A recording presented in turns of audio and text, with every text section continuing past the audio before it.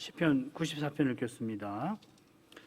여호와여 보수하시는 하나님이여 보수하시는 하나님이여 빛을 비추소서. 세계를 판단하시는 주여 일어나사 교만한 자에게 상당한 형벌을 주소서. 여호와여 악인이 언제까지 개가를 부르리이까.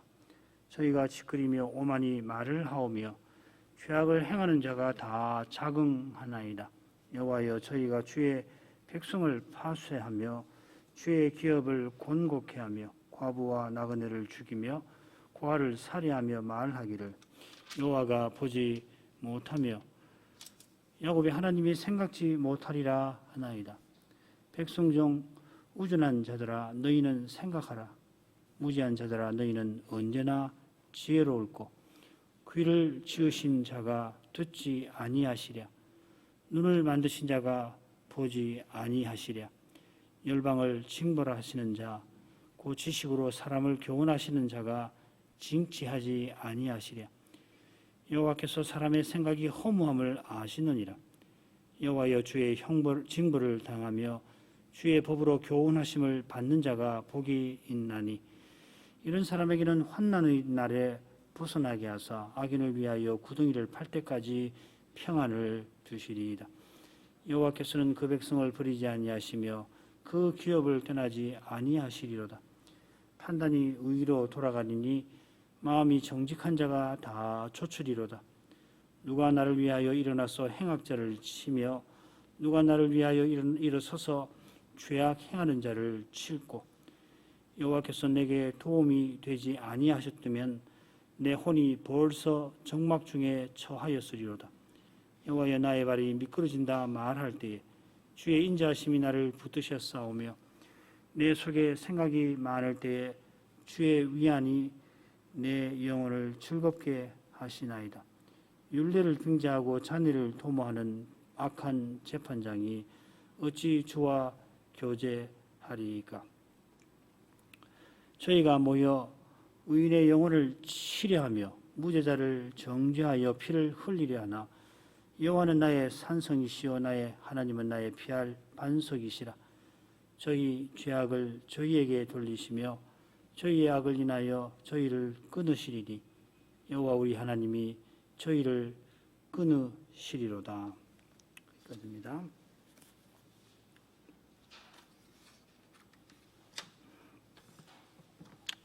지난번에 94편 5단락 중에 처음 2단락을 우리가 살핀 줄 압니다. 11절까지인데요. 시인이 이 보복의 하나님께 교만한 자의 심판을 구하며 시를 시작하죠. 교만한 자들은 이스라엘을 정복하고는 여호와가 보지 못하며 생각지 못하리라 말하는 세상 나라와 그 관원들입니다. 하나님께서 만물의 창조자이고 만왕의 왕이십니다마는 언약 백성의 관원들이 이 세상 나라처럼 가난한 백성을 압제하다가 자기보다 강한 세상 나라에 짓밟혔던 것입니다. 교만한 자의 말이 세상을 울리는 현실이라 언약 백성이 보이는 현실에 갇혀서 하나님을 보질 못합니다. 거기에 그들의 우준함과 무지함이 있습니다. 시인은 창조주이신 하나님, 눈과 귀를 지으신 그분이 열방을 징계하시는 분이라 전하며 사람의 생각, 세상을 울리는 그 사람의 생각이 허무하다 일깨웁니다. 당장은 사람의 생각이 맞는 것 같지만, 통하는 것 같지만은 그것은 자욱한 안개와 같아서 주께서 거룩한 빛을 비추시면은 열방이 떠버리던 말은 잠잠해질 것입니다. 게다가 그 거룩한 빛은 교만한 열방도 주께로 돌이키게 할 것입니다. 하나님께서 몸만 아니라 영혼도 능히 지옥에 멸하시는 분인데 그분은 참새도 돌보십니다. 그런 사랑이 요나를 니느웨로 보내어서 12만이 넘는 좌우를 분별치 못하는 자들과 많은 육축을 파멸해서 건지신 것입니다. 마침내는 자기 아들을 십자가에 내어주셔서 무수한 죄인을 자녀로 삼으십니다. 이제 3년으로 가겠습니다. 시인이 백성 중 어리석은 자를 일깨우고 이제 그들에게 언약의 복을 보여줍니다. 12절부터 15절까지 읽겠습니다. 여호와여 주의 징벌을 당하며 주의 법으로 교훈하심을 받는 자가 복이 있나니 이런 사람에게는 환난의 날에 벗어나게 하사 악인을 위하여 구덩이를 팔 때까지 평안을 주시리이다. 여호와께서는 그 백성을 버리지 아니하시며 그 기업을 떠나지 아니하시리로다. 판단이 의로 돌아가리니 마음이 정직한 자가 다 조추리로다. 12절에 나오는 징계 또 주의 법 교훈이 15절에 나오는 판단, 의, 또 정직, 조충과 짝을 이루고 있죠. 13, 14절도 역시 그러합니다. 한 단락으로 볼 수 있다 이 말이죠. 12절의 핵심 표현 징벌과 교훈이 이미 10절에 나온 것을 기억하실 것입니다. 하나님께서 징계하고 교훈하시는데 10절에서는 열방을 징계하시는 분이고 여기서는 언약 백성을 징계하시는 분입니다. 방금 복수한 대로 열방이 교만한 말을 거침없이 내뱉는 현실에서 언약 백성이 하나님이 아니 계신가 그렇게 하니까는 시인은 창조주께서 열방을 징계하시는 분이니 그분이 틀림없이 징치하실 것이라 한 것입니다. 그렇다면은 지금 이스라엘이 포로 잡혀가는 것은 더욱이 하나님께서 그들을 형벌하여 없애는 것이 아니라 징계하시는 것입니다. 교만이 행하는 열방도 하나님이 장차 징계하신다면은 자기 백성은 말할 게 없습니다. 이런 관점에서 로마서 11장을 살필 만합니다. 하나님께서 이방인과 유대인을 모두 불순종 가운데 가두어 두심은 모두에게 긍휼을 베풀려 하심입니다. 자기 백성이 배도했지만은 완전히 멸하시는 게 아닙니다. 예레미야 선지자의 권고를 받고서 겸손히 포로 잡혀가는 것이 징계받는 태도입니다. 그러지 않고 우리에게 성전이 있으니 우리가 절대 망하지 아니하리라. 계시를 빙자한 그 거짓 선자의 말을 듣고 선자를 매국노라 하던 이들은 망하고 말 것이고 이미 망했을 것입니다.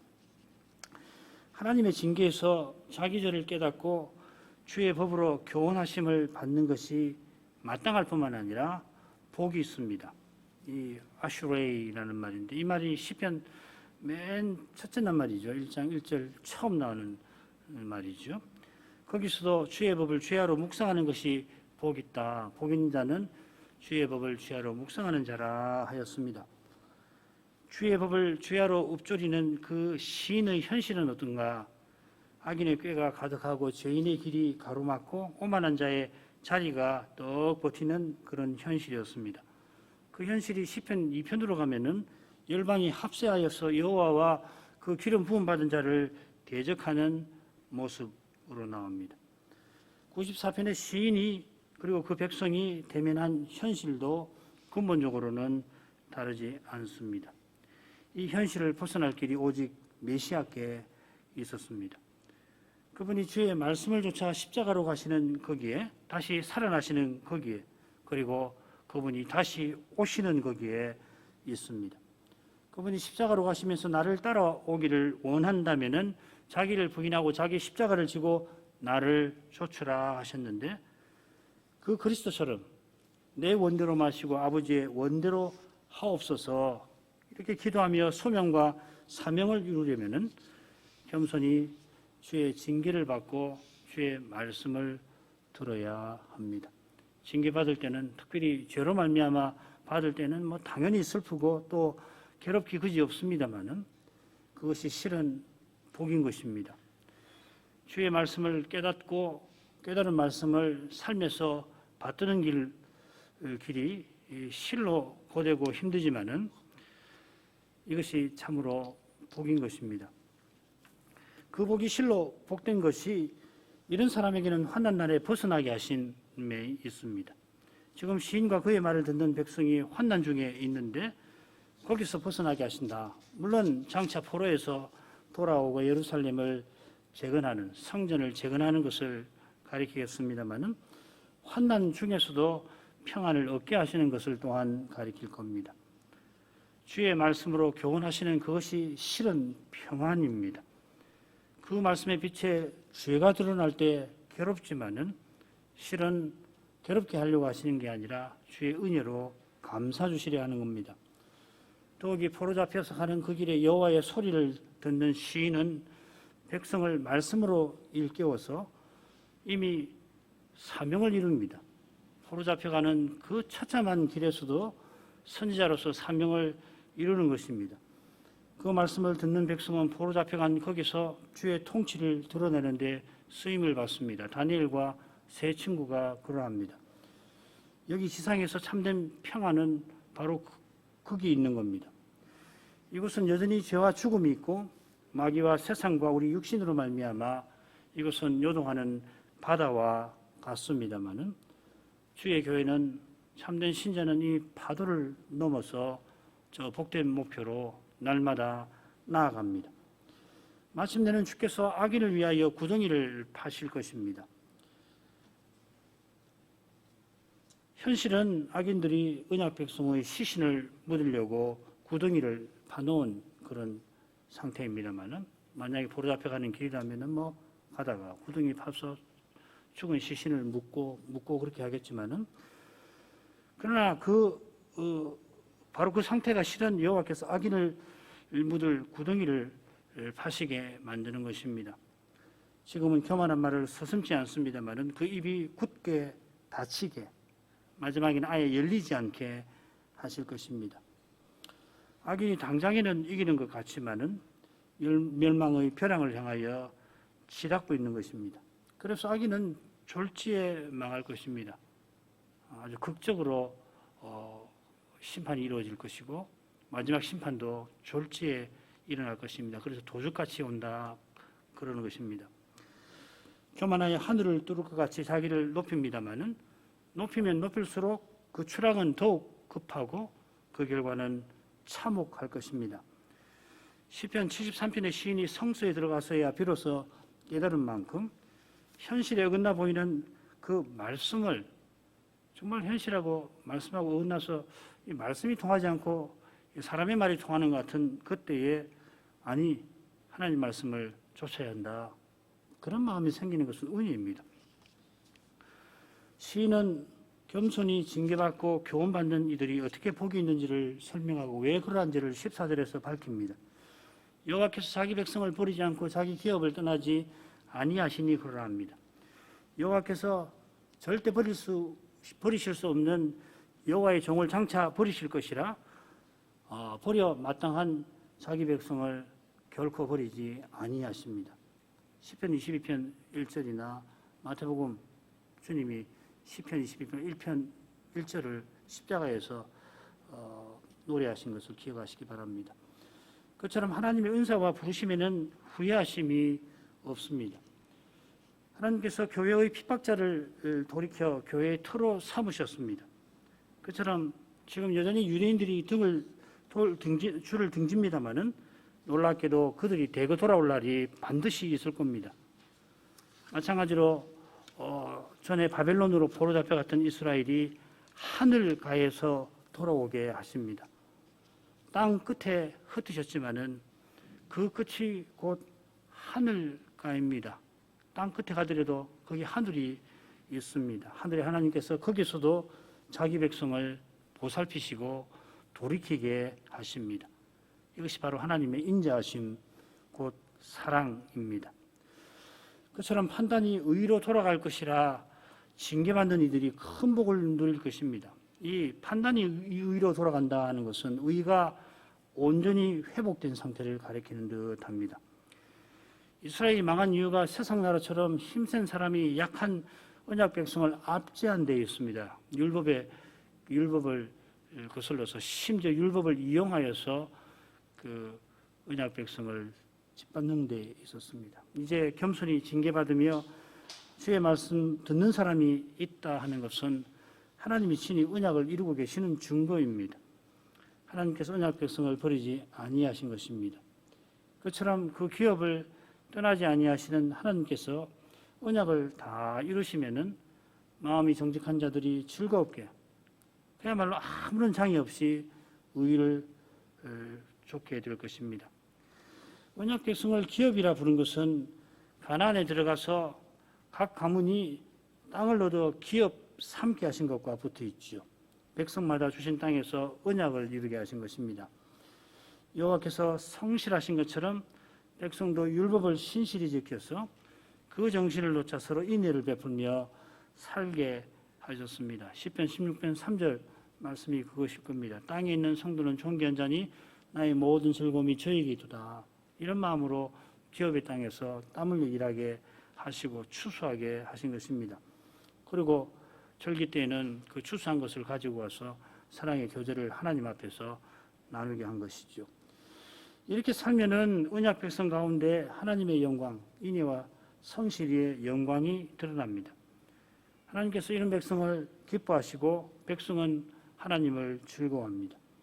이런 거룩한 사귐을 바라고 하나님은 이스라엘을 애굽에서 이집트에서 건져내셨습니다. 주의 기업이라는 표현에 이런 뜻이 담겨 있습니다. 계시록 마지막에 등장하는 새 예루살렘이 완성된 주의 기업이 어떤 것인가를 잘 보여줍니다. 거기에 새하늘과 새 땅이 펼쳐지는데 의가 거하는 새하늘과 새 땅이라 하였습니다.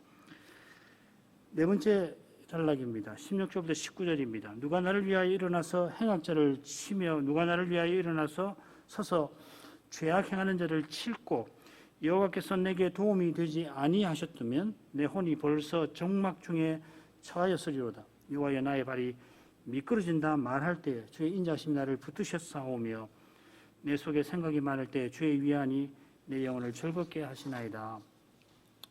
넷째 단락인데 둘째 단락이 짝을 이룬다고 말씀드렸죠. 거기서는 시인이 무지한 백성을 일깨우며 눈을 지으신 하나님이 그들의 그 눈앞의 현실을 틀림없이 보신다. 그저 물끄러미 지켜보시는 것이 아니라 그 현실을 살피신다. 그 현실을 주장하신다 하면서 교만한 열방을 반드시 징치하실 것이라 교훈하였습니다.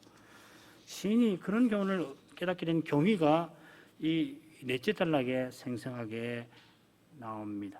여전히 시인은 죄악을 행하는 자, 곧 교만한 자들에게 목숨의 위협을 받는 처지, 발이 미끄러지는 상태, 그보다 더 심각한 상태인데 그런 상태입니다. 그런 처지이지만은 시인을 위하여 행악자와 맞설 자가 보이지 않고 그런 상태에서 시인을 도와 죄악을 행하는 자를 칠 자가 보이지 않습니다. 백성들은 나라가 망한 현실에서 여호와께서 생각 못하신다. 그 교만한 말에 짓눌려 있습니다. 비록 현실은 교만한 자들의 세상처럼 보일지라도 하나님 말씀을 붙들고 나가야 하겠습니다마는 인생이 심히 연약한 탓에 보이는 현실에 주저앉았습니다. 그러나 시인도 스스로는 크게 다르지를 않습니다. 그의 겸손한 고백이 여호와께서 내게 도움이 되지 아니하셨다면 합니다. 이 고백은 자기는 다른 백성들과 달리 홀로라도 행악자와 맞서려 했다 자랑하려 하는 것이 아닙니다. 내 혼이 벌써 정막 중에 처하였으리로다 한 것은 물론 그가 죽었을 것이다. 아무도 돕는 이 없으니 하나님마저 도우시지 않으면 내가 죽고 말았을 것이다. 뭐 그런 것도 가리킵니다마는 그 죽음을 정막이라 침묵이라 표현한 뜻이 있어요. 그저 목숨을 잃는 그런 죽음이 아니라 찬송하지 아니하는 못하는 그런 죽음입니다. 시편 115편 17절 5절 보면 입이 있어도 말하지 못하는 우상을 닮은 그런 삶인 겁니다. 지금 시인이 죽음 같은 현실이지만은 그가 기도하는 이것이 벌써 여호와께서 도우신 덕분입니다. 선지자로서 말씀으로 백성을 일깨우는 것이 그것이 여호와의 도움입니다. 어떤 현실이라도 거기 말씀을 순수하게 전하고 받는 일이 있다고 한다면은 보라신 그리스도가 이미 함께 하셔서 친히 그 약속을 이루시는 증거입니다. 그리스도께서 함께 하시지 않으면은 무엇보다 말씀이 들리지 아니합니다. 그러면 사람의 생각만이 들립니다. 말씀이 들리지 아니하는 곳에 기도가 드려질 리가 없습니다.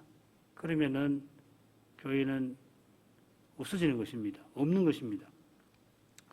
그처럼 시인은 백성들처럼 그의 발이 미끄러지는 처지였습니다. 이 시의 그 시제를 번역하는 것이 대단히 어려운데 그런 처지에 있었던 것도 이야기하는 것 같고 앞으로도 그런 처지가 될 때에 하나님께서 나를 붙드실 것이다. 그렇게 고백하는 것도 같아요.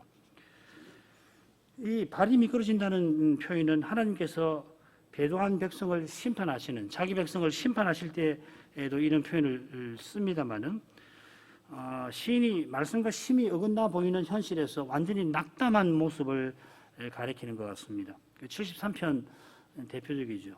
하나님이 참으로 이스라엘 중 마음이 정결한 자에게 선을 행하시나 나는 거의 실족할 뻔했고 내 걸음이 미끄러질 뻔하였으니 이는 내가 악인의 형통함을 보고 오만한 자를 질시하였음이로다.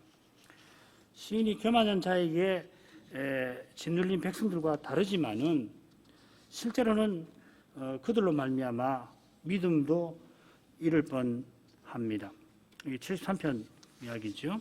13절 15절 73편 13절 15절이 그것입니다. 시인이 선지자인데도 믿음마저 잃을 뻔했으니 내가 마음을 깨끗하게 하고 손을 깨끗하게 해서 한 것이 다 헛일이었다. 그런 생각을 했다는 거 아니에요? 그러니 뭐 얼마나 힘든 현실입니까? 현실이 참으로 힘든 것은 딴 게 아니라 언약이 무너질 것 같은 거기에 있습니다. 그런 시인인데 여호와께서 여전히 붙드셨습니다. 그리고 73편 시인은 마침내 하나님의 성소에 들어갑니다. 그전에는 성소에 들어갈 마음이 없어요. 당황스러워가지고 어찌할 바를 모르는데 하나님께서 73편의 시인을 성소로 이끄십니다. 그리고 거기서 해답을 얻었죠. 그처럼 성소마저 무너진 현실이지만은 74편의 시인은 하나님께 언제까지입니까?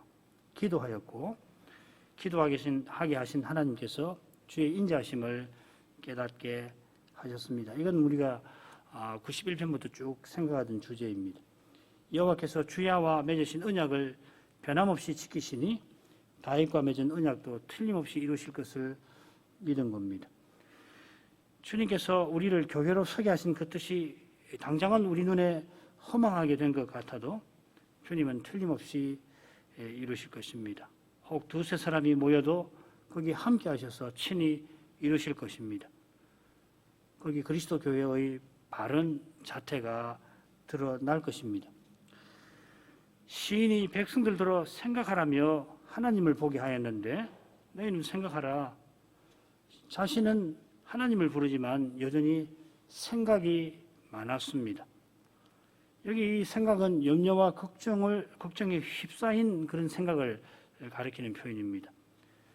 백성은 원수의 말에 휩싸였고 시인은 그 말로 염려와 걱정에 휩싸입니다. 지금은 시인이 이 백성을 일깨우지만은 시인도 사람이라 힘든 현실에 부딪히면은 현실의 어려움이 닥치면은 염려와 걱정에 눌리게 될 줄을 아는 것입니다. 그런 때에 하나님께서 연약한 시인을 위로하시고 그 영혼을 기쁘게 하실 것이다 하고 바라보는 겁니다. 그래서 아까 발이 미끄러진다. 내 발이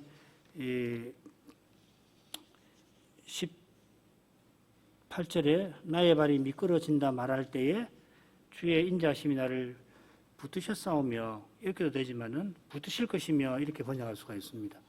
그러니까 앞으로도 그런 심각한 믿음의 위기가 찾아올 때에도 주님께서 나를 지켜주실 것이다 바라보는 내용으로 볼 수 있겠습니다. 19절은 마찬가지죠. 내 속에 염려가 가득할 때에 주께서 위로하셔서 내 영혼을 기쁘게 하실 것이다. 주의 말씀에 소망이 일어납니다마는 그 소망은 눈앞의 현실의 절망으로 바뀝니다. 죽을 때까지 주님 다시 오실 때까지 소망으로만 살면 좋은데 그렇게 되진 않지요. 절망으로 바뀔 그때에 자책하거나 현실 탓만 할 게 아니라 뭐 어쩔 수 없어요. 이렇게 되지만은 그러나 거기 갇히지 말고 돌이켜 주의 말씀을 듣고 드려야 할 것입니다. 마지막으로 갑니다. 율례를 빙자하고 자녀를 도모하는 악한 재판장이 어찌 주와 교제하리이까? 저희가 모여 의인의 영혼을 치려하며 무죄자를 정죄하여 피를 흘리려 하나? 여호와는 나의 산성이시요 나의 하나님은 나의 피할 반석이시라. 저희 죄악을 저희에게 돌리시며 저희 악을 인하여 저희를 끊으시리니 여호와 우리 하나님이 저희를 끊으시리로다. 21절에 악한 재판장은 파멸의 위, 우리 한글 개역은 악의 위라고 그렇게 각주에 달아놨죠. 파멸의 위라고 하는 말을 새긴 겁니다. 결국 파멸을 꾀하는, 악을 꾀하는 악한 통치자를 가리키는 표현입니다. 재판장이라고 위라고 하는 왕이 혹은 위를 자리를 재판장이라 새긴 것은 율례와 붙어 있는 것 같습니다. 번역대로 하자면은 법을 빌려서 악한 일을 행하는 통치자가 될 것입니다. 이 통치자가 방금 살핀 단락에서 행악자들인데 그들이 모여 의인의 영혼을 칩니다. 이들이 법을 악용해서 자녀를 도모하는데 이 자녀라고 번역된 말이 제4권 처음 시 90편에 나오고요. 거기 수고라고 나와 있고 특별히 73편에도 나옵니다. 73편의 시인이 믿음마저 흔들리는 상황에서 심한 곤란을 겪었는데 이 심한 곤란이 같은 말입니다. 원수들이 물리적인 괴로움도 크게 끼쳤습니다마는 교만한 그들의 형통에 시인은 실로 큰 괴로움을 겪습니다. 믿음이 무너지는, 언약이 무너진다고 생각하고 믿음이 흔들려서 땅에 떨어질 것 같은 그런 괴로움을 겪는 걸 가리킵니다. 그런 그들이 주와 동맹관계를 맺는 것은 생각할 수가 없습니다. 시인이 겪는 현실은 마치 주께서 세상 나라 편이 되어서 자기 백성을 심판하시는 것처럼 보입니다마는 참된 믿음은 여호와는 나의 산성, 나의 피할 반석이라 고백합니다. 이 표현이 다윗의 그 유명한 시 18편에 나온 것을 기억하실 것입니다. 시인은 다윗 언약을 기억하며 하나님이 다윗에게 피할 바위와 산성이 되어주신 것처럼 이제도 주를 믿는 자신과 백성을 위하여 친히 언약 이루어 주실 것을 믿는 것입니다. 하나님께서 잠시 자기 백성을 징계하신 것이지 아예 버린 것이 아닙니다. 그러므로 주께서 악한 통치자와 동맹하는 하나 되시는 그런 일은 생각할 수조차 없습니다. 악을 행하는 자들이 주께서 허락하신 것을 넘어서 의인의 영혼을 치려하고 무지한 자를 정죄하여 피를 흘리려 합니다. 하나님이 배도한 백성을 세상 나라에 넘기셨지만은 참된 믿음까지 무너지게 하신 것은 결코 아닙니다. 그들이 여호와께서 생각하지 못하실 거다 조롱하지만은 그 조롱을 그냥 두지 아니하십니다. 여호와께서 메시아를 보내실 줄 믿는 그 믿음은 결코 무너지지 아니합니다. 그 믿음이 있어 시인은 자신을 의인이라 부르는 것입니다.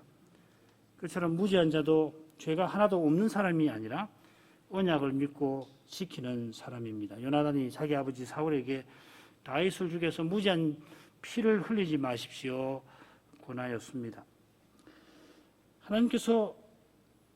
여호와께서 하나님을 조롱하고 참된 믿음마저 무너지게 하려 하는 그들의 죄악을 그들에게 돌리실 것이라 시인은 확신합니다. 여호와께서 우리 하나님으로서 악한 그들을 틀림없이 끊으실 것이라 확신합니다. 그처럼 주님의 교회를 무너지게 하려는 원수들은 부활하신 그리스도께서 끊어버리실 것입니다. 틀림없이. 우리는 심히 연약하지만은 주님이 주를 믿는 의지하는 우리를 모든 원수에서 보호하십니다. 주님이 살아계시니 죄와 악은 절대 이기지 못합니다. 마귀의 괴계가 반드시 무너집니다. 음부의 권세가 교회를 절대 이기지 못합니다. 말씀을 믿으면 믿은 말씀대로 반드시 이루어질 것입니다. 같이 기도하겠습니다. 걸어가신 아버지, 이 밤에도 저희가 구약 시인의 시를 통하여서 저희들을 기도하게 하시는 은혜를 살피게 하십니다. 기도만큼 사람이 절실하게 행하는 그런 행위가 없겠지만은, 그러나 참된 기도는 사람이 스스로 하는 것이 아니라 하나님께서 할 수 있게 하시고 하게 하시는 것임을 믿습니다. 하나님께서 하게 하시는 것이 아니라 사람이 스스로 하는 것이라면 이미 기도의 참된 성격에서 벗어난 것이겠습니다. 사람이 스스로 하나님을 가까이 하려 하는 것만큼 참된 기도에서 먼 것이 없겠습니다. 원래 하나님께서 사람들을 하나님을 가까이 오게 하셨으니 사람이 하나님을 부르는 것 같지만은, 실은 하나님께서 타락한 이후에도 신이 자기를 계시하셔서 사람을 부르십니다. 그러나 사람은 하나님께서 자기를 계시하시면서 주시는 온갖 선한 것을 다 누리면서도 정작 부르시는 하나님께로 나아가는 것이 아니라 오히려 하나님을 등집니다. 혹 절박에서 하나님을 부를지라도 속셈은 그 어려운 현실에서 벗어나는 그런 수단으로 하나님을 부를 뿐입니다. 사람이 참으로 하나님을 부르는 것은 오직 성신께서 그리스도를 깨닫게 하시는 거기서 가능하겠습니다. 기도해야만 한다는 강박감도 종교적인 의무감도 참으로 기도하는 것에는 미치지 못하겠습니다. 하나님을 즐거워하는 마음이 참으로 기도할 것입니다. 하나님을 전부로 삼는 마음이 있어야 참으로 기도할 것입니다. 무엇보다 하나님을 목적으로 모시는 마음, 하나님을 모시는, 참으로 모시는 그런 마음으로 하나님을 참으로 부를 수가 있겠습니다. 그러므로 기도는 마침내는 하나님의 영광을 찬송하는 것이 되겠습니다. 하나님께 나올 때마다 오게 하신 은혜와 사랑을 기리게 하십니다. 탄식하는 기도도 마침내는 기도하게 하시는 하나님을 감사하는 데에 이르게 될 것입니다. 과연 기도가 하나님께서 기뻐하시는 감사의 가장 중요한 부분인 줄 압니다. 탄식하게 하시는 것은 결국 주의 구원을 깨닫고 소망 가운데에서 하나님을 가까이 하게 하심인 줄 믿습니다. 하나님의 영광을 뵙게 하려고 하나님께로 나아오게 이끄시는 것입니다. 그처럼 말씀을 깨닫고자 하는 이마다 기도할 것입니다. 하나님을 가까이 모시고 그 말씀을 듣는 것인 줄 압니다. 말씀을 읽는 것이, 성경을 읽는 것이 하나님의 말씀을 듣는 태도로 시정일관 이루어져야 하겠습니다. 하나님을 모시고 말씀을 듣는 일은 하나님께서 이미 함께 하셔서 말씀하시는 까닭입니다. 시편에서, 사도의 삶에서 기도하는 참된 기도의 심정이 무엇이며 무엇을 기도하는 것인지를 일깨워 주옵소서. 주님께서 저희에게 기도를 가르쳐 주신 것은 실로 저희에게 기도가 어려운 과제임을 보여줍니다. 자기 부인 없이 참된 기도를 드리지 못하는 줄 압니다. 주님께서 내 원대로 마옵시고 아버지의 원대로 하옵소서 이렇게 기도하신 데에서 참된 자기 부인이 무엇인지 깨우쳐 주십니다. 주께서 이 잔을 내게로 지나가게 하옵소서 소원하실 때 그것이 얼마나 아름다웠고 정당한 것이었습니까? 아버지와 친밀한 교제에서 한시도 떠나지 아니하려 하시는 주님이시니 잠시도 아버지께 버림받는 아버지와 떠나는 그것을 원치 아니하신 줄 압니다. 그렇게 정당하고 아름다웠고 거룩한 소원조차도 물리치시고 아버지의 뜻을 받들고 십자가로 나아가셨습니다. 아버지의 뜻은 자기를 버리는 그 사랑에서 나왔고 그런 사랑으로 받들 수가 있겠습니다. 바울 사도가 동족의 구원을 위하여 그리스도께 끊어지는 그런 저주라도 가능하다면은 기꺼이 받아들이려고 했던 바로 그 심정이 진정한 자기 부인인 줄 믿습니다.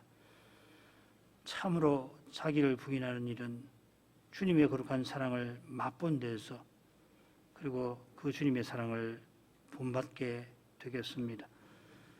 구약 시인이 오실 메시아를 바라보며 참된 기도를 드린 줄 압니다.